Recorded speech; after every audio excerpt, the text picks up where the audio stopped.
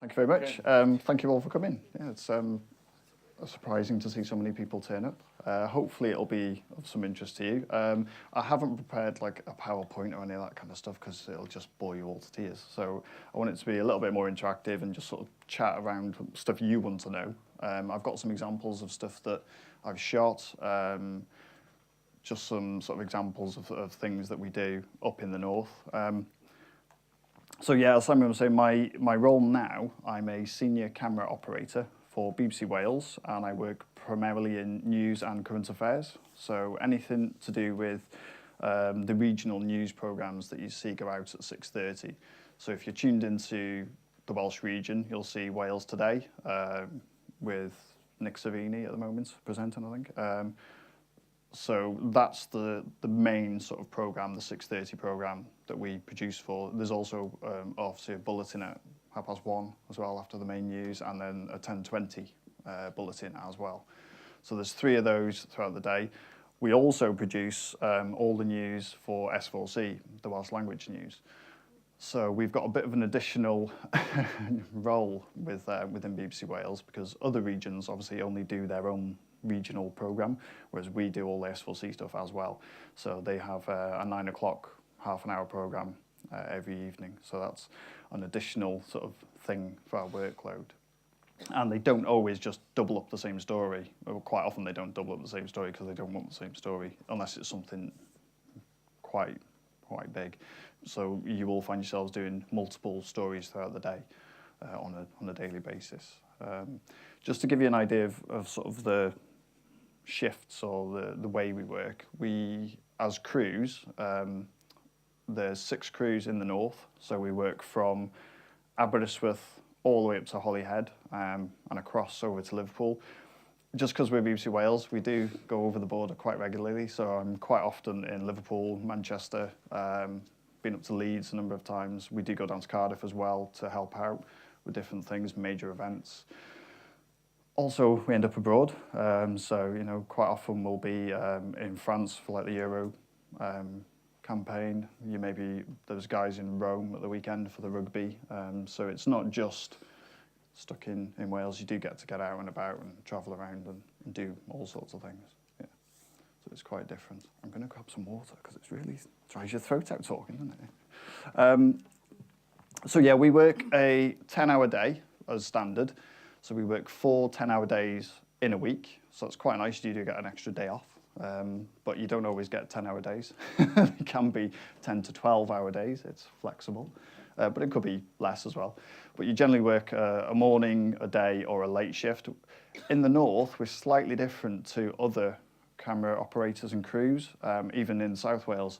In South, they have just camera crews and editors, but in the north, we're camera crew and editors, so we can do edit shifts as well up in Bangor. There's the main edit suite. Even though we've got a studio here, we don't really have an edit suite here. Please feel free as well to shout out any questions or talk and chat. It's okay, you know, you can interrupt me at any point, that's fine. So yeah, so we are a little bit different in the north. We're called sort of shoot edits. So we'll be out with a laptop in the car as well. So we will edit on the laptops out and about, send stuff back. We're primarily working on Final Cut 10 on laptops. In the studio, we'll be working on something called QEdit, which is a Quantel-based edit system.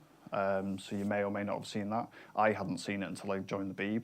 So that was quite new to me, but an edit system's an edit system, and once you know one, it's quite quick to transfer and get over and learn a new one. So that's just something a bit different, really, that we do up in the north to any other crew. But it's good, it's interesting, you know, you get to edit stuff as well, so it's nice to shoot it, package it, put it all together, watch it go out, which is quite often what we do. I'm just going to show you a little promo. This was done for BBC North, North Wales. It was done a few years ago, a couple of years ago, but it'll just give you a flavour of the sort of stuff that happens up in the north. So. And I'll move out the way of the screen.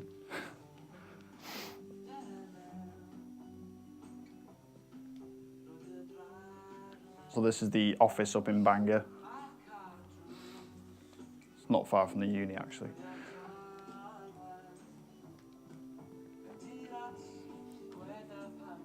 A lot of the radio stations come from Bangor. We do have 2 studios here as well, and the Janice Long programme is coming from Wrexham now every evening, Monday to Thursday. This is BBC Radio Wales. I wish you were here with your hanky on your head and your ice cream. It's absolutely stunning here in sunny Rhyl, which is really living up to its name. Helo, yn y gynulleidfa BBC Audience Services. So yeah, if you ever complain to BBC Wales, it'll go through Next Bangor. stop, Snowdon, another generation enjoying a trip up our highest mountain. Y beicwyr yn anelu wedyn am yr wyddgrug, yn ôl I Sir Ddinbych Llandegla ac ymlaen wedyn trwy gynwyd a Llandrillo I Bow.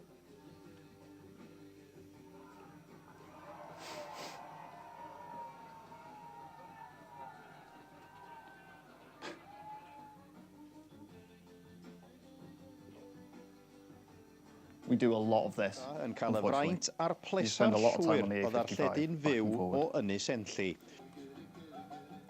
I mean, the vessels that we get here in Conway, the waters are pretty clean anyway.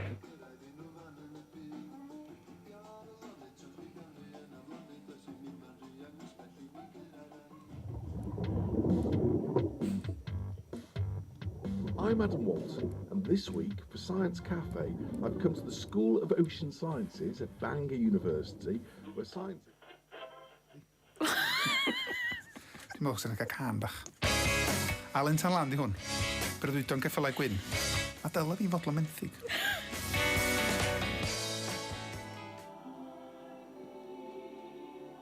So this would be one of the bigger outside broadcasts that we may take part in throughout the year. You've also got things like the rally championships take place now up here quite regularly. So we do lots of Lisa those kind Jane of jobs. yn ymuno ni rwan. Croeso ato ni Lisa a llongyfarchiadau. Diolch o galon. Ar fod yn un o'r 12 ar y rhestr fer.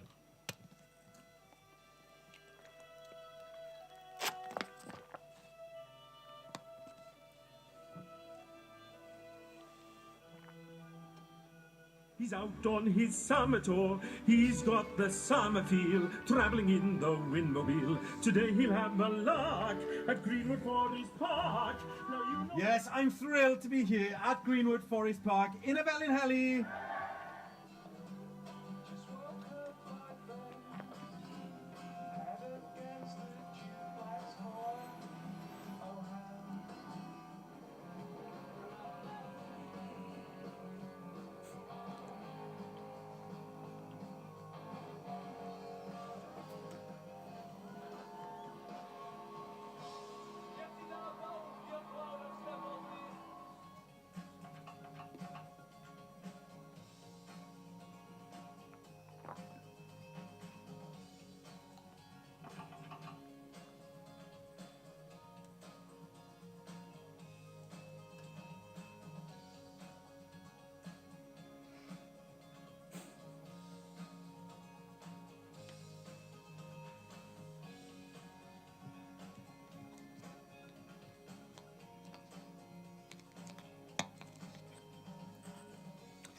Fi Cymru bron iawn o sgorio fan!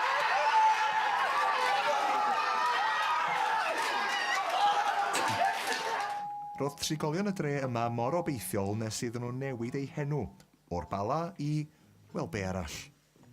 For your passion. Diolch. Am garu Cymru. Diolch. Am fod yn driw. Diolch.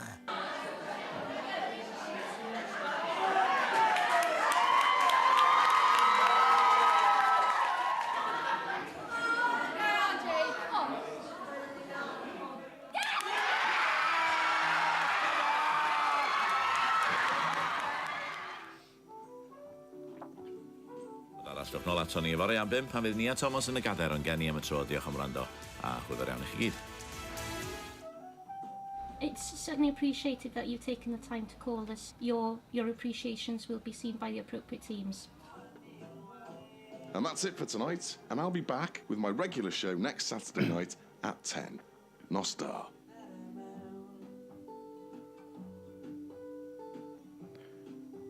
So that just sort of gives you a flavour of the sort of stuff that goes on up in North, BBC, obviously with Wales and BBC Company as well. That was actually done 2016, I think, obviously with all the sporting stuff going on and stuff. They did that as a bit of a test. It was all shot on the iPhone 6, actually, as a test for the new Mojo kits. So a lot of the reporters, certainly for online and even radio, they're now going out with these little kits, which I think now they're iPhone 8s, but they were just iPhones with a little mic on the top and a handheld stick. So they go around and they'll just do the whole thing, cut it on the iPhone, upload it, and it's gone. So that was kind of like a little a preview to see if they could get away with it and make it work, really. Predominantly, that's the way things are going. Things are changing. You know, instant news. They want it there and then. We have a whole suite of apps on our phones anyway, so we can upload content, copy, photos, video.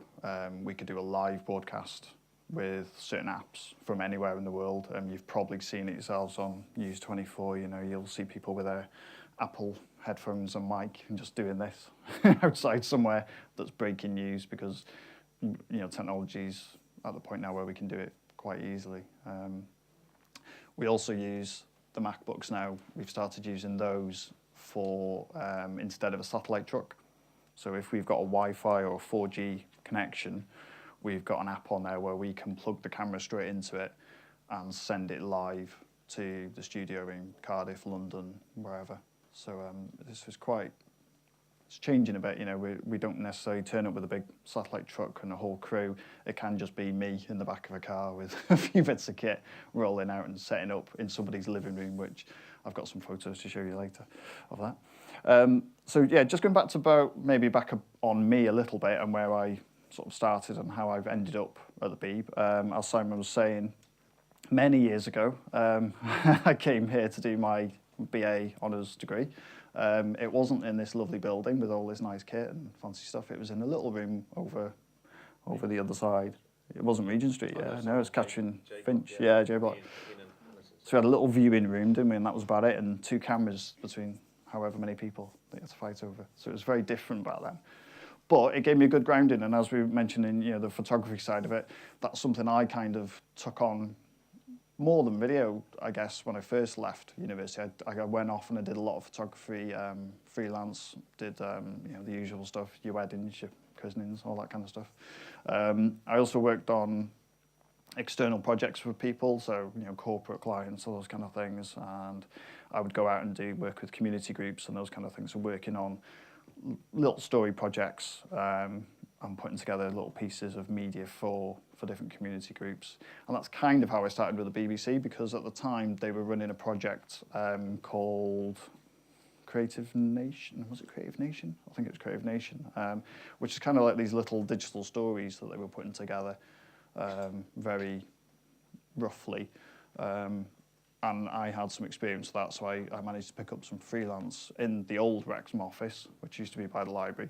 And I started doing a bit of work with them and got to know a few people.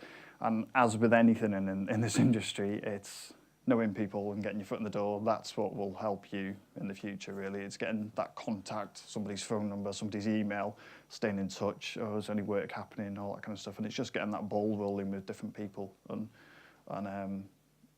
getting that experience, because that's what it is, really. And it's more about people knowing that they can trust you to do X, Y, Z, and give them what they need, really. So that's one bit of advice I would say, is just contact people, have a chat, keep in touch with people as well, as we've said. Let people know what you're doing, what you're up to. So yeah, I did a bit of freelance for a while. I then went and worked as a technician, actually, in the college, as it was Yale at the time. So I was doing some tech work there, but I wasn't particularly in the college much, because I was working on the outside projects, again linked into the sort of the digital storytelling thing. I sort of went out a lot to different communities, and I was working as a trainer, teaching people to edit, how to shoot stills cameras. Again, using mobile phones, that was kind of just taking off. Mobile phones were getting good enough with cameras and those kind of things, so we were just doing lots of outside projects. And I did that for probably about 3 or 4 years, something like that, working like that. Again, still doing freelance work as well, so I was always working at the weekends or in the evenings doing other freelance jobs and bits and pieces. But from there, I went and worked then for the Fire and Rescue Service over in Cheshire, which was a complete turn. I wasn't expecting it, didn't know what to expect from the job, but they were just recruiting for a digital media person. It was the first time they'd had one. Not many fire services or police services had them at the time. So I kind of took a bit of a leap and went for this job. And it was really good because it meant I could hit the ground running. They didn't have any expectations of what they wanted or what they needed. So I kind of went in and just started doing everything. I was doing photo work, I was doing training videos, I was then going out to major incidents and doing sort of reports, you know, and putting stuff on YouTube and saying, look, this major incident's happened, and we were doing interviews with people.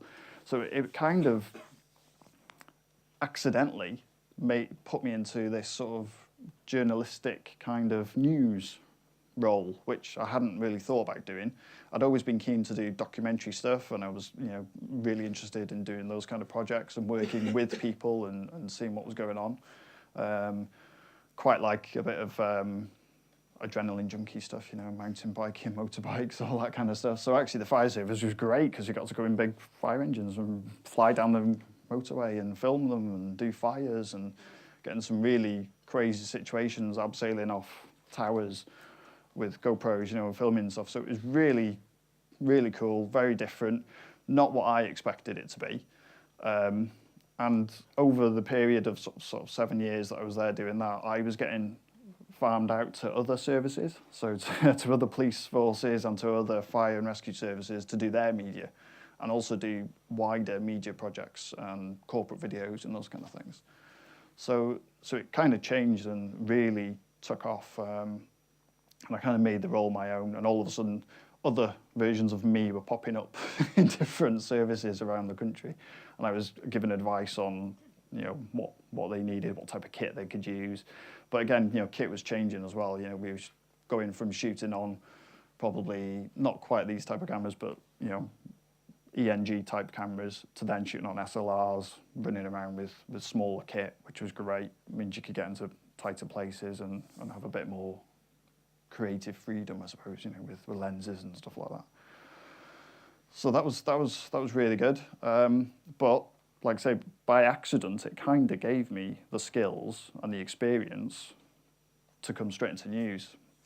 And, you know, I'd kind of always had an eye on, I want to be in broadcast, I want to be shooting for television. So I'd kind of made the decision, right, I'm going to have to do something, I'm going to have to go to Manchester or London. That's fine, I was happy to do that. By chance, I saw a job in BBC Bangor, which was meant to be a part-time role. It was meant to be a 2-day-a-week role, which I thought, well, that's okay. I can do 2 days a week. I can do a bit of freelance as well. That's great. Suits me really, really nicely. So I put the application in, which, if has anyone applied to the BBC for a job or anything? No? Work experience? It's the same process. It's this huge careers website where they want to know absolutely everything, and you've got to go through a million forms and details and set up an account and all this kind of stuff. So it's kind of like, oh my God, do I really want to be doing this? But I persevered. I spent a weekend tailoring my application to this job, and that's another top tip, really. Anything you ever apply for, really read the skills and experience and tailor it to what they want. Literally just copy and paste what they want and say, I can do this because I've done this. And that's what they want to see, really. So yeah, I put the application in. Didn't think I'd stand a chance, to be honest, because it was in BBC Wales. I don't speak Welsh, even though I am Welsh. But it did say, right, anyone can apply, so I thought, right, go for it. Amazingly, I got an interview. So I drove up to Bangor and had an hour. I had to do an edit test first, which is a paper-based thing, so they give you a load of photos and a story and a script, and you have to lay out and say, this is how I would cut the script. Then they take you through to an hour-long board interview with 3 people, which is quite intimidating, you know, and especially when you're thinking, oh my God, what are they going to ask me? I have no idea. But I was quite relaxed when I just went and thought, well, I'm going to be myself. I can't blag it as such. I've done some experience, but I haven't got news experience, so I thought I'm just going to have to be straight with them and go from there. Apparently I did very well on that board, which was good, which is interesting. And I got invited back to then do a test, a camera test, which was a interview setup, quite random. It was a random story. You get given a little brief, a paragraph, say, this is the brief, here's your person, off you go, and you've got 45 minutes, and that's it. And actually, in reality, that's kind of the way we work now. You know, if we've got a booking to do a job, to do an interview, generally our booking is probably about an hour and a half is a full package. So we'll have an hour and a half to film, edit, well, not edit, but film and everything and get it all set up, ready for a piece to go out.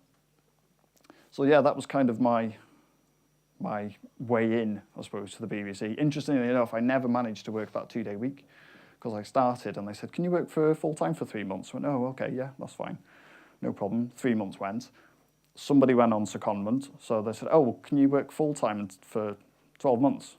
Okay, yeah, fine, I'll do the full-time post for 12 months. And by the end of, not even the first year, by I think 6 months later, somebody was retiring and they said, can you apply for that job? Right, okay, it's a full-time permanent post, can you please apply for it? Because we don't really want to go back to board and interview someone else. I was like, oh, okay. So I applied for it, no one else did. I got the job, so there we go. So some things just fall into place, luckily. But the big thing for my boss, which was quite interesting, he was really nervous about hiring me. And he kept telling me how much it was a risk, hiring somebody from outside the BBC. Because what I didn't know was apparently 3 of the other people who had applied were actually freelancers.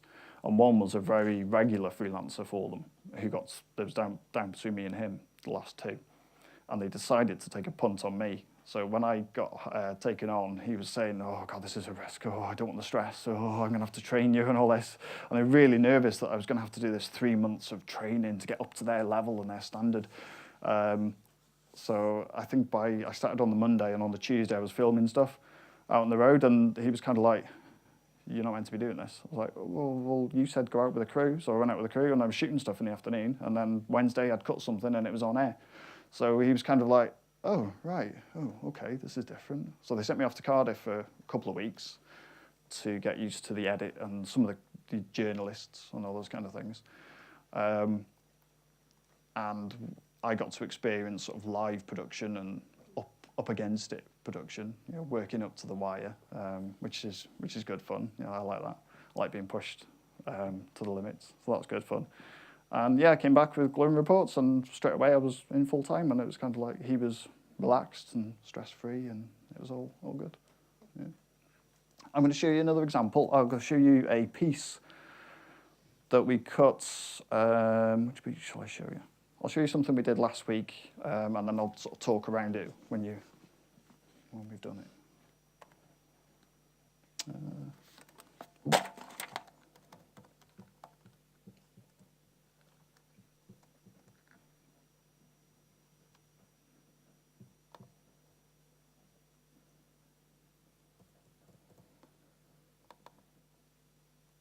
So this was a local one that we did last week.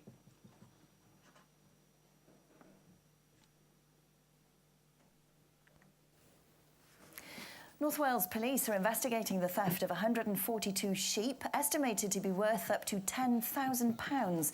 They included a small flock owned by a 15-year-old boy. Officers say it could be the biggest single rustling case its rural crime team has dealt with since it was formed 5 years ago. The animals were stolen from Rosset near Wrexham, as Brendan Williams reports. Keeping a watchful eye on his last Jacob Cross ewe after his other 21 sheep were stolen. Jack Sinnott earned pocket money to buy his small flock, but they were among 142 stolen by thieves last week. I worked really hard for my lambs, and I don't know how I could replace them because I spent all my money on them this year, trying to look after them so I had the best lambs I could have. Just wish I could have them back. Jack's sheep were grazing on land near Rosset, rented by farmer John Lightfoot. He lost 120 sheep, many expecting lambs. There's 142 sheep gone in all. didn't need a big lorry, and in the middle of the night it kind of been easy, like someone knows about this somewhere. I just feel devastated that someone can come and, you know, thieve our livelihood. It may sound like something from the Wild West, but sheep rustling can still be a real threat for farmers. Thankfully, North Wales Police say it doesn't happen very often, but when it does, it can have a devastating impact. And what makes this case unusual is the number of animals stolen.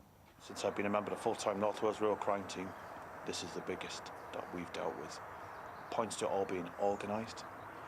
People have the skill to gather livestock in, and also where the livestock going afterwards, they must be going somewhere, so it points to organisation. While Jack rebuilds his flock from scratch, police are appealing for anyone with information to come forward. There you go. Right, so just to give you a bit of background on, you know, the way we work and the sort of things we do, I don't necessarily know what job I'm going to that morning or that day or the next day. I will get a phone call from Cardiff or crew desk in the north saying, I've got a job here. What time is it? Can you be there? Yeah, okay, off you go. Now that one was really good because it was a local job. So I think that the call for that was 2:30. We had a booking for 3 o'clock. Met Brendan in a car park, as you do. Then went to a field to shoot some. Went to a field to film no sheep because they've been stolen. So, yeah, it was kind of like, right, we've got an empty field. Great. Okay, good. How are we going? So we had one interview to do there, do a setup. Then it was back to another farm to film the young lad. Then we had to get hold of the police, who thankfully went too far away, so they came to meet us there. So we'd done all of that within sort of just over an hour, about an hour and 10 minutes. Brendan had to think of a piece to camera, which he scripted there and then. So we put that together. We then came back here, thinking that they were going to send it to Cardiff. Well, originally they thought it was going to be on the next day. Turned out, no, they wanted it for 6 o'clock. So this is now, 4:30, 4:45. So we came back here quicker. So it was quicker to just put it on the laptop and we cut it on Final Cut. Ladies tracked down in the studio next door, just on a lit mic, and sent it off for about 10 to 6, something like that. And then graphics just put the bits on it. So it was quite quick and dirty, I suppose. It's, you know, the one thing I guess with news is they're not always the most creatively beautiful sequences and shots. They're kind of down to a formula. You know, you've got so many interviews. You need to be thinking, right, who's been shot on this side? Who do I need to shoot on this side? You know, just thinking about who else you've worked with and what you're doing. You don't always know that, but you kind of got to ask some questions and figure out what they need from the package. Being told how long the slot's got that you've got for the...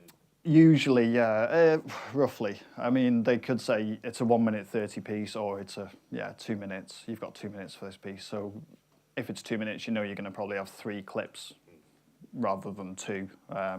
We say that dictates how much you shoot, then yeah. How long he talks in the interview. Yeah, and also when we're editing, he will pick certain clips and then he will script around that. So he will say, right, well that's a great clip from him. The boy wasn't that great, so we knew we had to chop his up a little bit to get what we wanted from it. So yeah, it can be, generally you're looking at 1:30, possibly up to 2:30.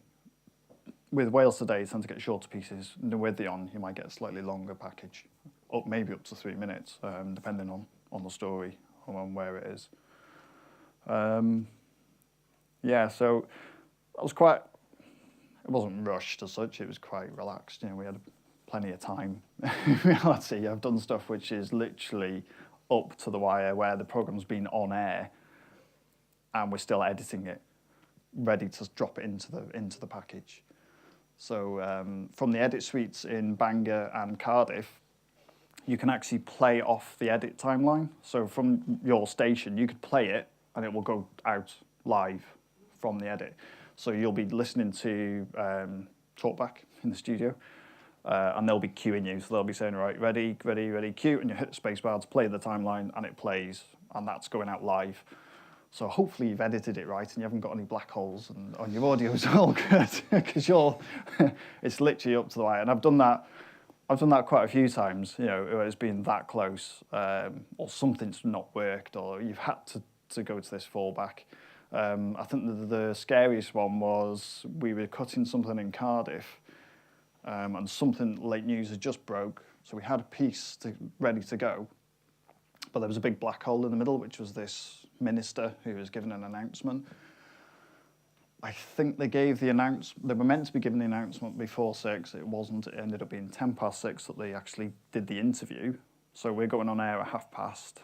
This is happening in Pembrokeshire. So they're filming the interview. They're then JFEing it, so they're sending it via the laptop to us. So we're watching it coming in as it's coming in, and we're already on air now. It's 6:30, so the first piece is going on. So we're listening for the clip. We've got a black hole of 40 seconds that we need.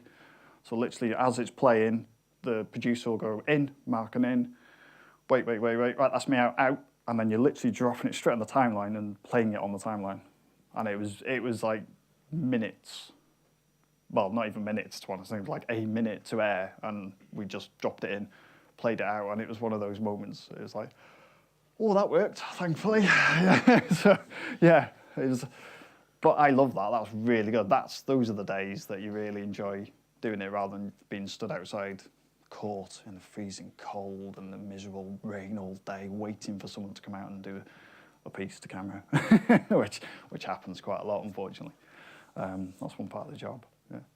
Any questions? Has anybody got anything that they want to know? Do you always have a say in the edit, or do you ever just film and then you have to pass it to someone else? It depends. With that one, obviously, I was cutting it, so yes, I did. We don't always cut what we shoot. Most of the time, it could end up being sent to Bangor or Cardiff or London even, to be cut. So it could just be literally we're filming it and off it goes. The problem you also have there is always shoot your best stuff first. And never keep the camera rolling, because if you're making, say, right, okay, I'm going to do a shot of this, and then I'm going to do a shot of Simon, but I don't want it to be a pan because that's in the way, so I'll do that, but then I'll move to there and I'll reframe and do that. If you're recording that, they'll use that in an edit. Some journalists will use it, honestly, they will, so don't do it. Just stop, reframe, record. Because honestly, there's some of the stuff you see them use and you think, why have you used that shot? That was out of focus. Can you not see? And they're like, oh, I couldn't tell it was out of focus. But it sounded good. I was like, oh, God. There's 4 takes. Pick the one that worked. So, and usually it's the last take, if it's a piece to camera, that they've got right. So, Can I ask you, sorry. Yeah. Have you ever been caught out with the camera where you've had to do the talking as well, the interviewing as well? Oh, yeah, we interview regularly. Yeah, yeah. Unexpectedly, I've had it where, I've had a phone calls. What happens is I've made a phone call to the journalist who's on the booking and said, hi, yeah, you're right, yeah, whereabouts are you? I'm at home. Why? It's my day off. Oh, well, you're on the booking to do this interview? No, I won't be me. And so then you phone Cardiff producer or someone and say, you do realise that he's on his day off, he's on leave. Oh, is he? Oh, right. Oh, can we send you the questions? Right, okay. In Welsh. So then, yeah, I'll do the questions. Yeah, that's quite regular. Yeah, yeah, good. And I'd seen that film when somebody was looking straight at the camera, you had him central. Mm. When somebody was looking to the left, you had him on the right. Somebody was looking to the right, you had him on the left. Yeah. Space. Yeah. Do you always try to do that? Yeah. Yeah, rule of thirds. If they're looking one way, give them space to look on the other side of the frame. So you have them, do you know rule of thirds? Yeah, so it's just, placing them. For piece to camera, generally they like it to be, if it's down the barrel, they want it straight to camera. More and more now, though, as well, with social media, we are being asked to do interviews straight down the barrel. So it's not always comfortable for somebody who doesn't like talking to cameras, full stop, to then say to them, oh, can you now come and look straight down the barrel for me and just do this piece to camera just down there? So that's, again, the way things have changed a little bit. Online want these straight down the barrels because it's got to be framed portrait. It's not going to be, shot widescreen. It'll be shot widescreen, but it won't be going out widescreen, it'll be going out portrait. So that's a different way that we're having to shoot for certain things. You may end up doing it twice if they're willing, if the people are willing to do it. Yeah. So it's just different ways of filming for different outputs as well that we have to look at. And if you've got time and if you've got space and lights, then yeah, we can set up a really nice looking interview, light it. That's lovely. If you've got that extra bit of time, that's great. If you've been told we've got 45 minutes to do this job, then you're up against it. So you kind of have to go with what you're given. You don't always get a lovely space. You might be in somebody's living room, in their kitchen. You could be on a street somewhere, which has got no relevance to the story whatsoever. So you can't show anything in the background. I did one the other day where we were outside Conway Castle. Beautiful. Oh, wow, great backdrop. Lovely bridge. We've got the estuary. Oh, it looks fantastic. Yeah, the story's nothing to do with Conway, so we can't identify Conway. Damn. So there's a hedge there. Let's film it against the hedge. And that's it. So you're given this lovely background, the sun's setting. Oh, it looks beautiful. Can't use it. Forget it. So, yeah, it's just the way it works. Yeah. You've been in like a situation where you've been told you're not allowed to film somewhere. Oh, yeah. Yeah. What do you do about that then? Go and find a public space. Yeah, we get kicked off places quite regularly. Yeah, you're not allowed here, you can't film on here, you're not... And sometimes it's really bizarre because, for example, say you've been to a major factory or something the day before, or the council's a good one. You've been in the council offices the day before interviewing someone, filming them.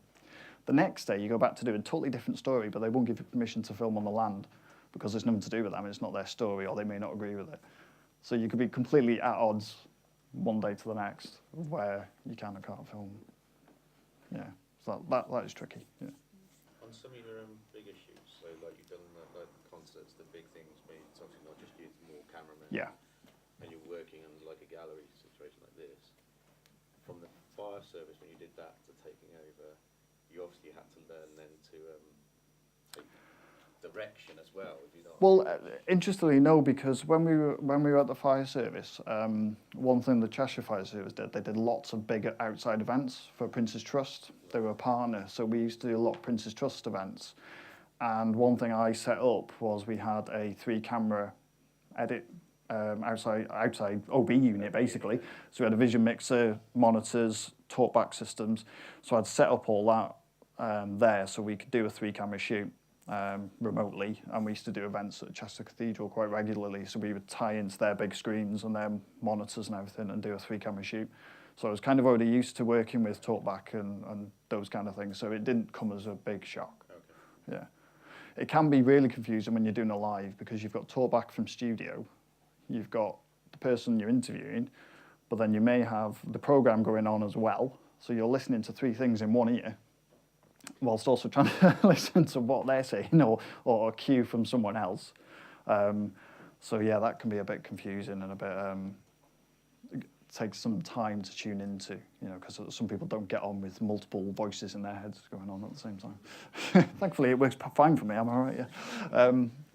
Right, okay, I'll show you some more stuff just to, I'm aware we're running out of time, so I'll just give you some other examples. I'll give you an example of a live that we shot last year. Now, I'll talk around this one in a minute because it, again, says pushing up against it and how things can change quite quickly when you've put all the best laid plans together. I'll show you, this is what we call a top and tail. So the presenter, the reporter, is doing a live intro to a package they've done, and then they'll do an outro after it. So it's a top and tail, or bookend, whichever way you want to look at it. We're looking ahead to tomorrow now, and members of the royal family will join local Welsh and UK politicians in Llandudno, as well as tens, perhaps hundreds of thousands of people to celebrate Armed Forces Day. Well, Roger Pinney has been watching the final preparations, and he's there for us tonight. Roger. Yes, Jen, and you'll notice I'm not actually in Llandudno at all. I'm around a quarter of a mile off the Great Orme because I'm on HMS Somerset. Now, HMS Somerset is a Type 23 submarine hunting frigate, and tomorrow she'll play a key role in the celebrations. Today, though, has been all about getting things ready ashore. It's a matter of military logistics. I won't show you the package because I didn't film it, so it's a bit unfair to take credit for it. So then, yeah, this would come into the tail. Llandudno really is hanging out the flags.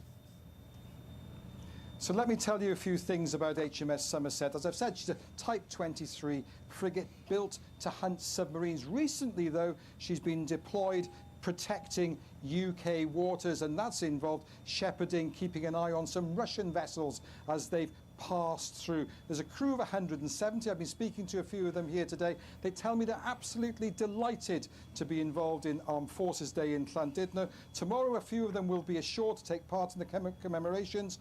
Here on HMS Somerset, they will quite literally be firing the starting gun for the parades. So what will the weather be? Right. So that was a really good day. We got to go out and be on a ship all afternoon, which was in the lovely summer sunshine. It was fantastic, really good day. And we pre-planned this shoot all day. So we had a satellite truck sort of here, offshore, rigged up, and we had one of the engineers was with us as well, and I was tethered to him via a cable to another mini dish. So he was sending the signal back to shore so we could be online. Brilliant setup. We'd planned it. We had good signal. Roger had rehearsed his walkthrough a couple of times because he wanted something different to start, something different at the end. No problem, great. And we'd been doing this for probably about an hour. You know, it was really quite straightforward. It was what a day, right? So we go on air. Obviously, we're towards the end of the programme because we're just before the weather. So we're listening to the programme go out through the talkback. We can, I'm planning, great. Originally, we were on the other side of the ship, shooting towards the Great Orme, which is over there somewhere. And I'm looking through the viewfinder like this, sort of planning it all. Yeah, it's lovely, it's great. Obviously, the boat's moving a bit, but it's all right. And I'm thinking, we're moving. And the captain is there, and I kind of went, are we moving? And he went, no, we're anchored. I went, all right, okay. Carry on looking. The Great Orme disappeared. And it's getting dark, because we were in sunshine. No, we're definitely moving. And he sort of went, oh yeah, the back end's swinging around. Sorry? Tide's coming out. So because the tide's coming out, the boat's swinging on, it's anchored off the nose. So it's doing this, which is kind of a real big problem because not only are we going to be in the shade, so he's going to be dark or the background's going to be blown out because it's all sunshine in the background, but also we're going to have this really big ship in the way of where Andy, the engineer, is trying to point to see the satellite truck. So we can't see the sat truck, which means we've just lost signal. So we've now got studio going, can't see you. Where are you? Oh, bugger. So we've got this lovely shot.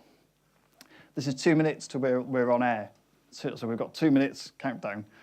And I'm going, oh, God. Between here and the other side of the ship where we were is the bridge. So you can run through the bridge. So Andy just manages to sort of hang over the side on the other side to see the truck. And I go, right, quick, we'll run to the other side and I'll do the shot on the other side. It's sunny. So I run through, get Roger, go and stand up there. We'll do the same thing, but different positions. Just go from there to there. Right, okay, we'll practice it. Yeah, great. And the boat's still swinging. Ship. They get really offended when you call it a boat. So it's swinging like this really quickly. I mean, really moving. And you can probably see, even from the one before and after, it's moved probably about that much. So we go out on the other side, start filming, quick. Right, okay, we're a minute to go, quick. Andy loses signal completely, so he has to run through to this side, because I'm talking to him, going, Andy, I can see the truck this side, come this side. So he runs through. When we started the earlier one, Roger's this side, Andy's behind me at that point, pointing the little mini radar dish somewhere. So he's doing that, and as you can see here now, there's a cable, because Andy's sat behind that on the floor. He's literally lying down on the floor, pointing it through that gap to the truck like that, trying to hide. Luckily, he's small, so it's okay. It worked really well. But obviously, the sun is now on this side, so I'm having to rethink, what am I shooting? Where's my exposure? Where's he going to be? What can I see? And also, the crew, all of these weapons are all wrapped up in big bags and they look awful. So they were running through, quickly unravelling everything. There's like 6 Navy guys ripping everything off, all these guns and shooting everything. And I'm just getting a counter going, 10, 9. I go, Roger, you ready? Yeah, okay, go. So we did the first one off the hoof completely. We had not planned it. We just did that first one. And then while the package is playing, we rehearsed this one and got that one done. So that was literally best laid plans. Everything's perfect, no problem. And then on the last minute, something changed out of our control that we had to completely rethink and think on our feet, literally running back into to get something to work. And actually it worked out really well and the picture looked lovely. And they're in the studio they're going, oh God, it looks lovely there, isn't it? Lovely. Oh, it's nice, isn't it? Well, nicely planned. And we're going, luckily the Navy guys were really good and we all drank beer on the deck on the back after, so it was really nice in the sun, waiting for the boat. That was the other thing, we had to get on and off that ship on a little rib jet boat thing, which was fine until we got back to Llandudno, and of course the tide had come out, so we had to climb up the pier, up a rope ladder, up the side of the pier with my camera kit on my back. That was quite tricky, but yeah, part of the day. So it worked quite well. But that's one thing in news, it changes really quickly, and you've got to kind of be quite keen or happy to run with it and change, I suppose, yeah. Any questions, any thoughts? Yeah? Oh, sorry, go on. I was just going to say, do you film anything on like DSLR cameras, like in the news? Because like, surely enough that would be easy instead of just carrying all that about. Would be easier, wouldn't it, yeah. The beauty of these is that they've got all the connections. So this has got 2 radio mics built in. So I've got 2 wireless radio mics here built into the back. So I've not got anything else hanging off it. I've got 4 connections on here, so I can actually put 4 audio connections straight in. So I can have 4 people talking at the same time, recording it on 4 channels. All of my white balance, all of my controls, all of my monitoring, everything is kind of easy and accessible off a switch. I don't need to go into a menu to find it, which, when it's on your shoulder, do you want to come and have a go? So I jump out. Pop that on your shoulder. Put your hand, this hand, under there. You got it? Yeah. So as you can imagine, when you're looking down a viewfinder and you're filming me and I'm walking around and we're doing an interview and chatting away, you haven't got time to look in a menu, have you? And play around. So it just works a lot easier. Yes, they're big and they're quite well balanced though on the shoulder, aren't they? They're not too bad. No. They're not as bad as you think. Anyone else want to have a little go while I'm here? So that's the reason that ENG cameras, electronic news gathering cameras, are better, not better, they're more rugged, they're going to take a hammering. These do take a hammering, and they're out in all weathers, cold, wet, wind, snow. You know, they do take a hammering. An SLR probably won't last that long. But we do use them. Yeah, we do use them for interviews, and if somebody wants a stylistic shot, that kind of thing. We use gimbals, we use Osmos, drones. So we use everything. Yeah. That's it. So yeah. Decent range. Yeah. I mean, we've got a lot of tools that we can use. Yeah. Sorry, you got a question at the back. Yeah. Have you ever had a situation where something's gone wrong like that and it hasn't worked out quite as well?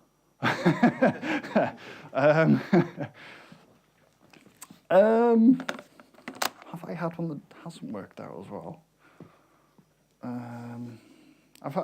You get one of the problems of working in North Wales is obviously you could be out and about in very rural areas, so like Snowdonia, up on the coast somewhere, the Llyn Peninsula, and signal's not great. Even with the big when we do have the satellite truck there, even then things can go wrong. So we do have it where you might get some breakup or drop out, or something happens during a live that somebody drops out halfway.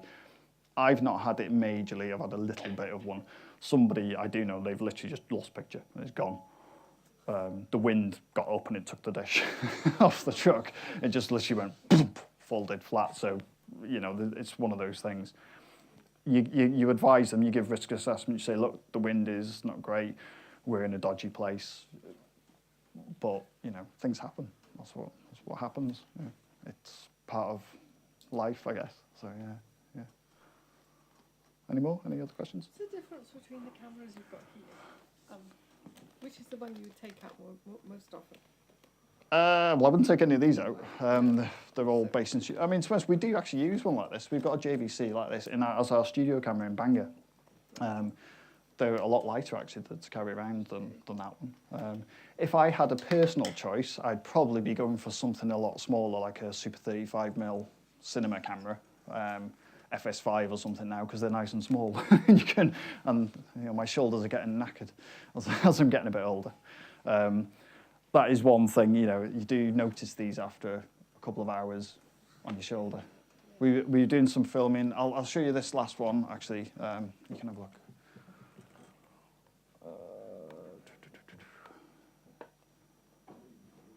Actually, I'll show you the Poet one, because this is a local one as well. And this uses the Osmo. My town comprises of many faces, cultures and races, but there's so much hatred spread on the pages of our papers. Haters degrade us simply because of geography. Well, let me introduce myself properly. I am from the town of the mighty Reds, where strangers become friends in one cause. Ephra Rose says a major inspiration for her poetry is injustice, whether around mental health, women's rights, or in this case, the bad rap her hometown has had in recent years with negative news surrounding shop closures and drug use. I Am From Wrexham is her love letter to the place, and it's resonated with supporters from near and far, clocking up tens of thousands of internet hits. I just seen so much negativity online about Wrexham, like, there's nothing here or nothing ever goes on here. And I just think to myself, just look closely. There's so much going on here. There is so much talent, and our youth today are absolutely exceptional. Lyricism so huge they cannot contain it. What I'm saying is that art spaces are creating places for upcoming talent showcases. T-Pawb, Indegeen, captured by filmage all over our screens. T-Pawb, the Wrexham Arts Hub and Market, gets a name check in the poem, and staff say there are many more local artists whose work is attracting the right kind of attention. It's really important that they are recognised for what they're doing, that there are organisations, I think like Indegeen that are mentioned in the poems, that have been going for over 5 years, that are kind of really starting to make a name for themselves in Wrexham, in Wales and further afield.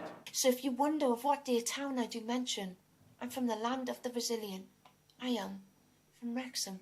Everybody seems so proud to come from this town. I mean, it's been brilliant. There's been shares all over the place, comments, people have messaged me personally just to say thank you so much, it's how I feel.